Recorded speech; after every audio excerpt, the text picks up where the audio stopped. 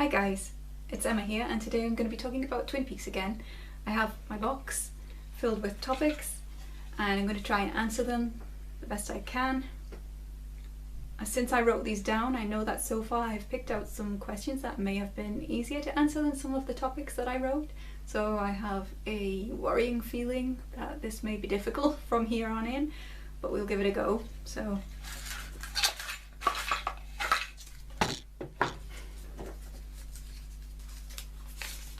did Laura realise the full extent of horrors she lived with help from Cooper and attain a higher level of consciousness and freedom from suffering?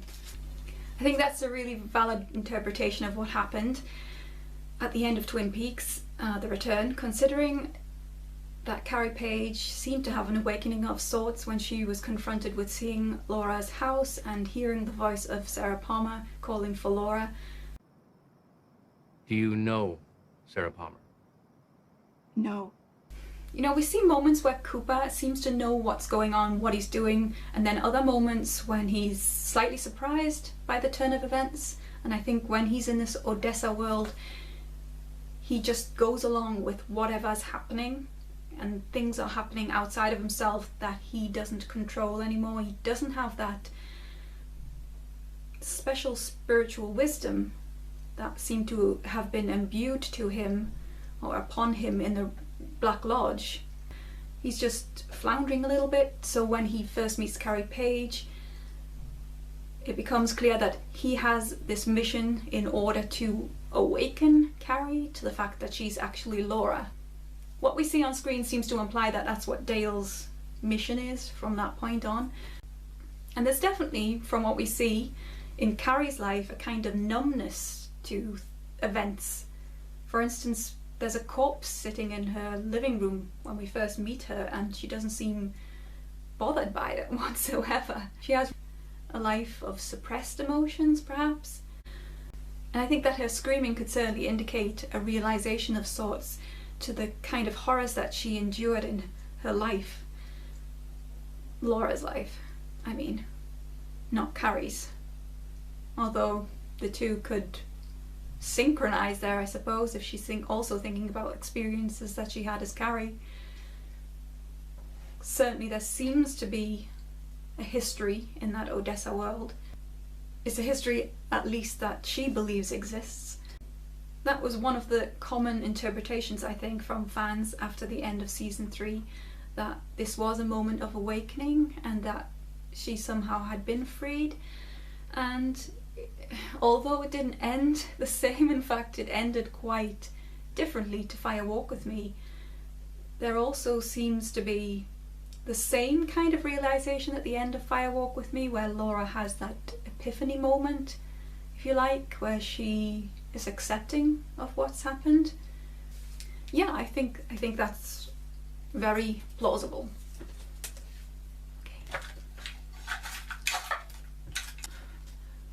Are there any actors you think would fit into the Twin Peaks world? So when you think about anybody who acts in Twin Peaks, a lot of the actors in Twin Peaks seem to have this dual talent for being both funny and dramatic, and they are required to play both at different times in Twin Peaks, and sometimes both at the same time. I think there's also a penchant, is that a word? I don't know why. What I mean is a tendency to have beautiful women in Twin Peaks as well. Beautiful men as well, but most obviously beautiful women, perhaps. So I'm gonna say this could just be me reeling off some of my favourite actors, but I think some of the actors who I would have liked to have seen in the Twin Peaks world, or who exist in in the Twin Peaks of my mind, the fantasy Twin Peaks.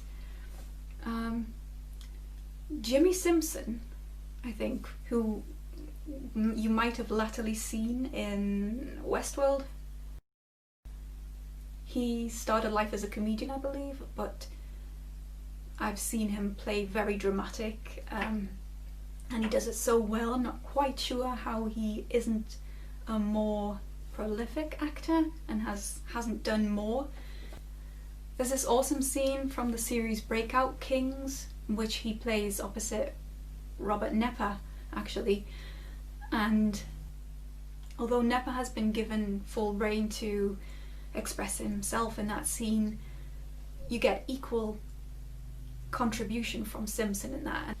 And I think he would have been an excellent person to see in Twin Peaks. Another one I would say is Shia Labeouf. I know he's not everybody's cup of tea perhaps, but I think he has this naturalness about him that I enjoy very much seeing. It's like he's taking the material and owning it rather than just relaying it as it's written, if that makes any sense at all. I think he has more of that Robert Downey Jr. sort of approach to acting, where you see a little bit of the actor themselves coming out. Who else? Winona Ryder, I think, would have been a great person to have in Twin Peaks. And I would have said that before I saw her in Stranger Things as well, but I think she's excellent in Stranger Things. That's her place now. But she kind of has that cookie vibe that you're looking for with a Twin Peaks actor, right? Another actor that I would love to have seen in the Twin Peaks world is Andre Braugher. What am I supposed to do? Jump up and sing? Click my heels and twirl an umbrella, pass out Cuban cigars? Back when I was like 19, I think, I used to stay up really late because I had a bit of insomnia, and I used to watch Homicide: Life on the Street. Really gritty drama about Baltimore cops, and he was in it playing Frank Pembleton opposite Kyle Secor, and I thought he was excellent. He was an excellent dramatic actor, but also recently he's moved into some comedy work and he's surprisingly excellent at that. So he is a fantastic actor that I would have loved to have seen as well. I'm sure we all have picks as to who we would have liked to have seen in Twin Peaks and who we thought would be perfect actors for the roles. I actually think the cast in Twin Peaks, all of Twin Peaks, are perfectly chosen, really. Yeah, that's it.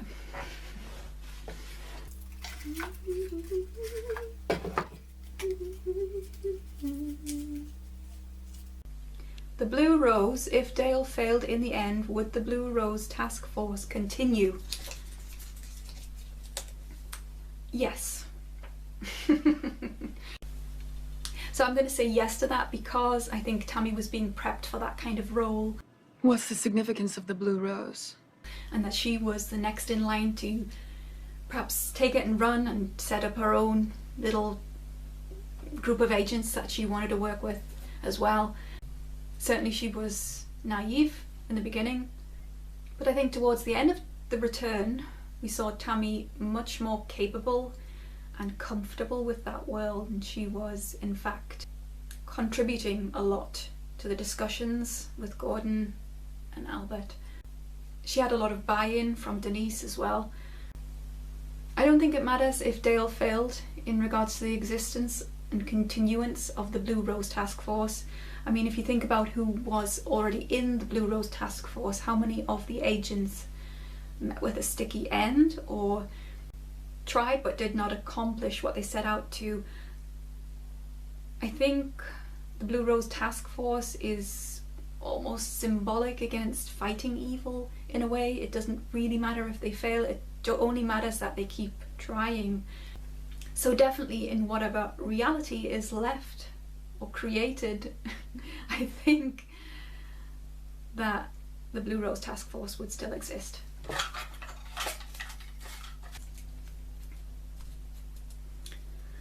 Twin Perfects theory. So many people left this as a comment that I actually thought about doing it as a separate video, and as such I have written down a few notes which I don't have here, so give me a second. Back. Twin Perfect.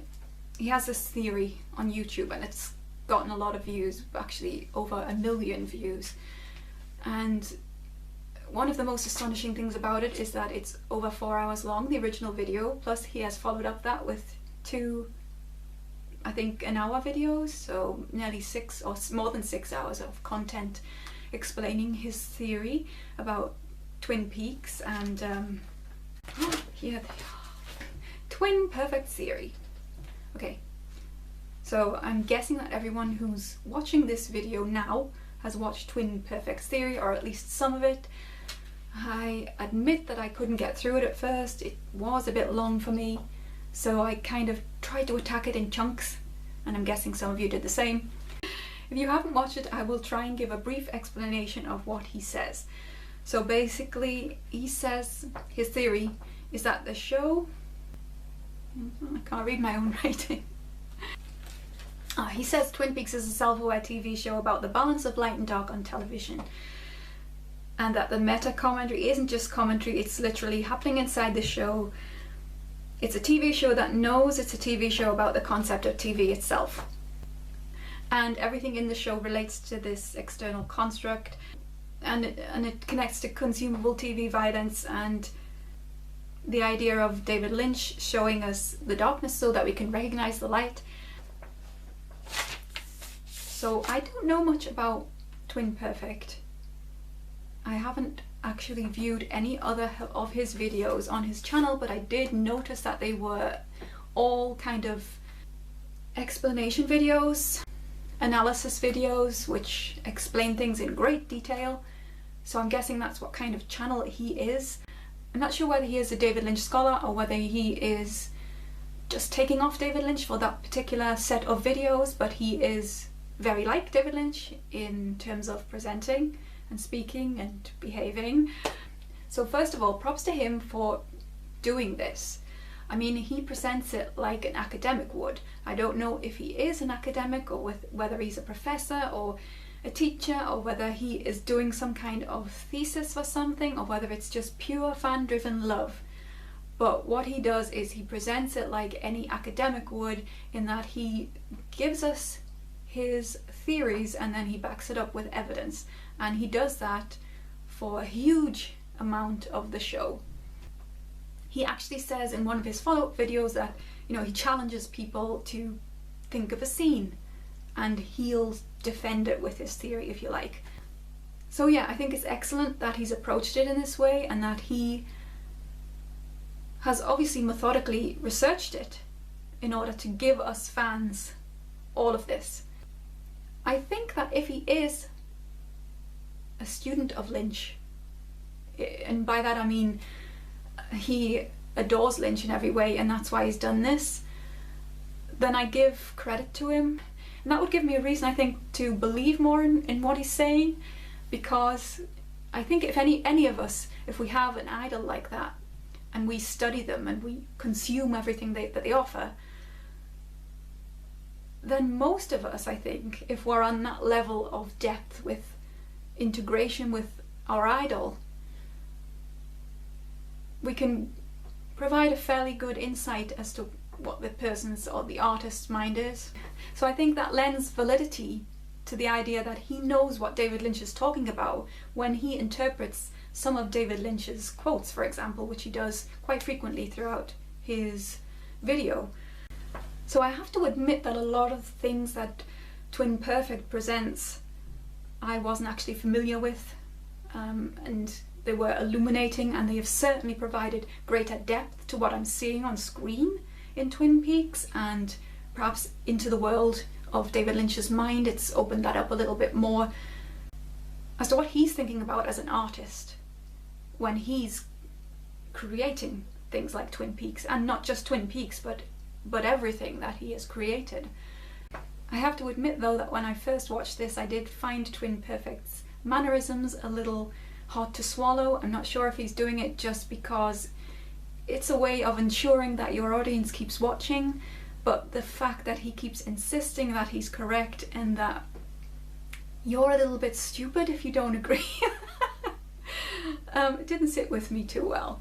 So, you know, he even says, like, at one point, like, think for yourself. I think the negative aspect of Twin Perfect's theory is that he discounts Mark Frost. Now, he does actually respond to all of the criticisms in a follow-up video, and there isn't a criticism that I didn't think of while watching the original video that wasn't answered in the follow-up video. However, I'm not convinced that he does that convincingly in the follow-up video, that he defends that well. For instance, he does devolve to kind of mocking Mark Frost in a way, and his contribution and his ability to contribute in the world of the perhaps very overpowering, domineering Lynch world. But certainly you can't discount Mark Frost in any theory, right? You can say that, yes, the things that I'm looking at, the things that I'm explaining, or the evidence that I'm providing is mostly Lynch related, and I think that came from Lynch. But what you can't say is the entirety of the meaning behind this show is this without Mark Frost. It just doesn't work for me. Whilst I think it's undeniable that most of us can recognise Lynchian elements in Twin Peaks, visual elements, I think, mainly, it's very difficult to say, well, that's what I'm looking at and solely what I'm looking at and interpreting, alongside the evidence from outside of the show, which is Lynch related, and then creating a meaning as a whole to put on the top of all of that. Mark Frost actually said himself, this is a quote from Conversations with Mark Frost by David Bushman: "Academics usually have a thesis they're trying to prove, and they're not usually looking for a dissenting opinion. That was my feeling about the people I've spoken to who are writing about him," as in David Lynch. "They make assumptions about his work and tend to be more charitable about his contributions and what they assume he's going after. My experience is that his process as a writer is not as consciously directed as they assume." And sorry if I butchered that quote, but I've just written it down in my own words, and my writing is not very good. And I think this may be relevant to Twin Perfect's theory in that he doesn't seem to be willing to accept criticisms in any way. Although this just might be a radical way of defending his own theory, he's not very receptive to other fans' opinions. Although he does say that things can be interpreted, he seems to suggest that his interpretation sits outside of that and that he actually understands the meaning of what David Lynch said and can say for certain that's why certain aspects are arranged as such in Twin Peaks. I think you have to question the reliability of Lynch's quotes and think about who he's talking to and why he's saying what he's saying and how that relates to Twin Peaks as a whole, and whether Twin Perfect is actually using David Lynch's quotes and history and artistic inputs in the right way in explaining his theory. I'm not convinced he always does. Actually, he loses me in the smaller details. So as a whole, if you just say Twin Peaks is a self-aware TV show, blah blah blah, yes, that's got me. And yes, if you look at many of the scenes, there's an undeniable connection with some of the aspects that Twin Perfect raises as elements of his explanation as to why that theory is true. However, when Twin Perfect tries to then explain it in a lot of scenes, I think he does, as he addresses it in one of his follow-up videos, stretch it a little bit too far. So therefore I'm not quite as on board with all of the smaller details, but I think that his wider theory is very plausible. However, it certainly doesn't for me sit outside of any other Twin Peaks fan interpretation. I was actually surprised to read the amount of comments on the video saying, "Thank you for explaining Twin Peaks, I know what it's about finally." At the beginning of his video he says that he's going to take all the mystery away from Twin Peaks with his explanation, and I certainly don't think he can ever do that. I don't think that's possible. I think Twin Peaks is and always will be a mystery. I think that Twin Perfect's interpretation can exist at the same time as other interpretations which use the same evidence that Twin Perfect provides. There were a few moments when I was watching Twin Perfect's explanation video as well, his very didactic manner of explaining things, that I didn't think he got it quite right in the way he was saying what had happened in Twin Peaks, and that I had a completely different interpretation of what happened in that scene, but he was saying, well, this happened, and so that means that. And I was thinking, well, no, that actually didn't happen. This happened, and it meant that. Or I thought that he was layering things with meaning in order to fit his own interpretation. If you are a long-term Twin Peaks fan, then you've probably noticed that Twin Perfect relies on some long-known fan theories, as well as some new ones that came out after season 3, which were widely shared. And I think as fans, we kind of agree on possible explanations of such individual scenes and what they might mean in context with the show, and he fits them into his overall theory. I don't think that the entire thing needs to be interpreted as one whole thing, and I think that actually every scene in action has an individual meaning, which may sit outside of Twin Perfect's theory. I think that's one of the criticisms that he actually addresses. But I think he says something like, I can't remember what he says to that, but it's something like that kind of thinking that individual scenes can be interpreted outside of the theory sort of belittles them. I'm not sure if I've got that right. I think for many Twin Peaks fans, we do look for that explanation, that very down to the wire explanation of, every I dotted, every T crossed. This is what this means. This is the actual, real, true meaning. And there's no doubt about it whatsoever. And at the same time, being lost in that mystery is something wonderful and strange, and that's what keeps us going back for more. That suspension in that fog of weirdness. So I find it difficult now to watch Twin Peaks, specifically since the end of season 3, without having multiple theories in play while I'm watching it. I just can't decide really what happened or what's going on.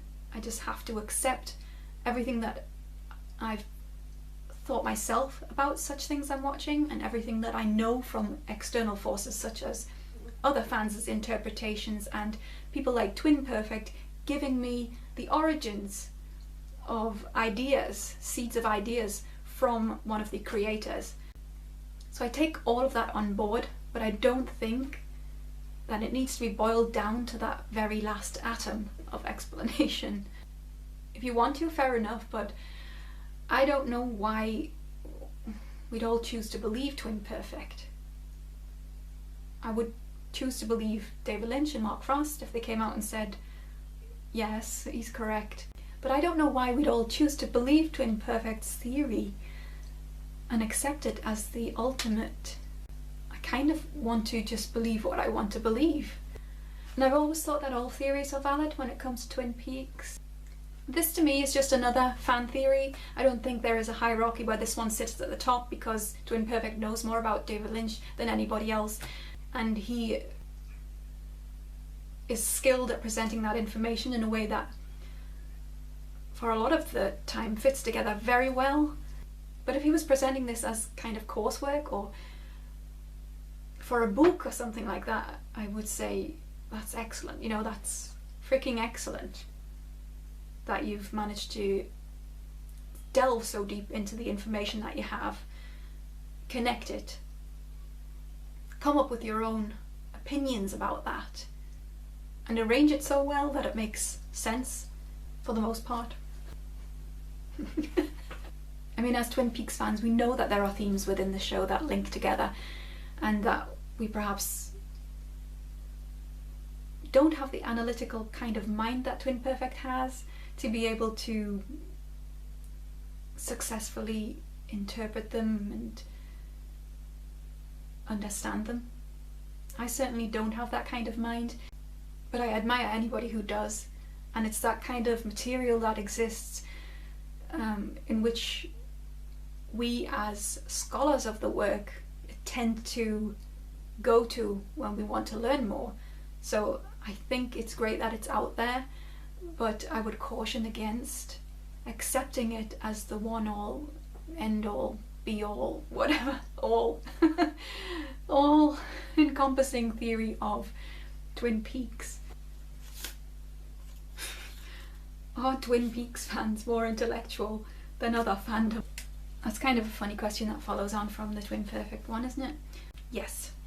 Well, I think there are certain TV shows that attract a more intellectual, questioning kind of audience. That tends to be shows like Doctor Who and Lost, where there's a lot of mysteries and potential deeper technical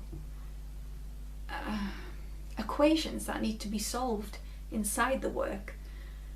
Isn't necessarily true, but the work seems to suggest that there is a code that needs to be cracked. And you know, we're still talking about shows like this years on, years and years later. You know, they have huge followings. What I've noticed actually is that a lot of people in the Twin Peaks community who are producers, such as those who have written books, those who have created their own magazines or podcasts, very highbrow sort of intellectual things. They are like professors, they have a lot of academic qualifications. Personally, I honestly wouldn't mind if like someone's musings on Twin Peaks was written on toilet paper by a homeless person. Oh god. You get my meaning though. I don't think you have to be an intellectual fan to enjoy Twin Peaks. You don't have to be smart, you don't have to have any qualifications, you don't have to be a scholar of anything, you don't have to want to attack it like an algebra sum. You can simply enjoy it for the intonation and feeling and tone and atmosphere, beauty and comedy, and the way that it rouses human feelings, from love to disgust to hate to worry to fear to anxiety to adoration to respect. I think honestly, I think it's a TV show that has the ability to make us feel that gamut of emotions that is the human experience, and you don't have to be an intellectual to know what it's like to be human. So yeah, I think I will leave it there for today. Thank you very much for watching. If you would like to leave a topic to be discussed and placed in this box, then please do so by leaving a comment in the section below. I will see you next week, hopefully. Goodbye.